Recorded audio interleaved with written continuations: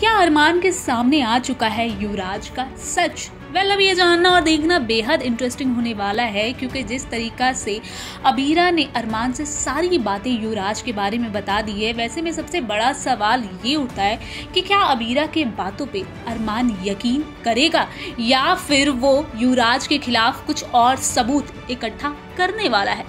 तो चलिए देखते हैं आप सभी का मनपसंद सीरियल ये रिश्ता क्या कहलाता है कि आने वाले ट्रैक में क्या कुछ नया होने वाला है। हालांकि हम सभी ने पिछली एपिसोड में देखा था कि किस तरीके से अरमान के भाई का कॉल आता है, यानी कि रोहित का कॉल आता है अरमान के पास, और फिर वो बताता है कि उसके पिता को गोली लगी है, जिसके बाद अरमान बेहद परेशान हो जाता है और उसी परेशानी के दौरान अबीरा से वो टकरा जाता है और फिर दोनों बेहद खास पल बिताते नजर आते हैं। लेकिन आप सभी ने ये भी देखा होगा कि किस तरीके से जो अरमान रहता है वो अबीरा से बार बार ये पूछने की कोशिश करता है कि मैं युवराज के साइड की तो सारी बातें जान चुका हूँ, लेकिन तुम्हारी साइड की बातें मुझे जाननी है। लेकिन वही अबीरा की आदत तो कुछ और है, वो पहले काम करने से पहले गड़बड़ करती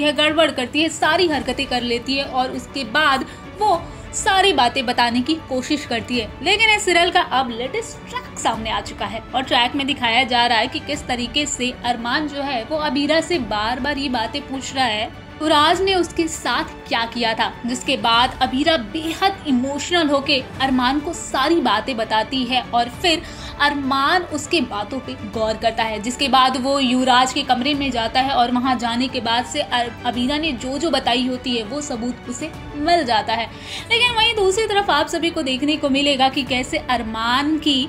मोहब्बत यानी कि रूही और अरमान के भाई रोहित की शादी फिक्स हो चुकी है और सभी घर वाले बेहद खुश हैं। लेकिन सबसे बड़ा सवाल ये उठता है कि क्या अरमान को ये बात पता है कि जो रोहित की शादी जिससे फिक्स हुई है वो कोई और नहीं बल्कि अरमान की मोहब्बत यानी कि रूही ही है।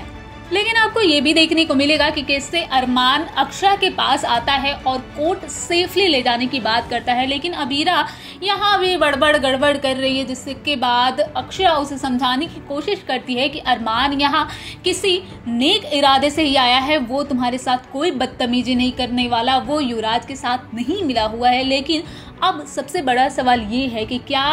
अबीरा अरमान के बातों पे यकीन करेगी, क्योंकि वो कहीं ना कहीं युवराज की वजह से बेहद डरी हुई है, सहमी हुई है और वो किसी पे अपनी माँ के अलावा यकीन नहीं करना चाहती और ना ही वो कर रही है।